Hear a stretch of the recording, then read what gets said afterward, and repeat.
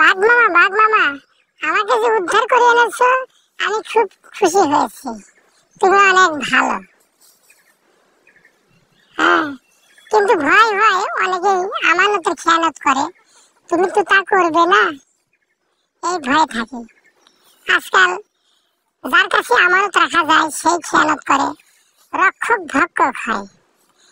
তুমি তো তা করবে না। না রে ভাগ্নে, আমি তা করব না। আমি রক্ষক, আমি ভক্ষক হব না। হ্যাঁ, তুই আমার কাছে থাক, আমার কাছেই তুই নিরাপদ। বাঘ মামা, চিতাবাঘ আসতেছে, আমাকে কিন্তু খাবে। হ্যাঁ ভাগ্নে, চল তাড়াতাড়ি আমার সাথে চল, এখন দূরে নিয়ে আমি তোকে খাবো। বাঘ মামা, তাহলে আমার লাভটা কি? চিতাবাঘও খেতো, তুমিও খাবো, তাহলে আমার লাভটা কি? আমার তো কোনো লাভ নাই, তুমি তো রক্ষক হয়ে ভক্ষক করলে।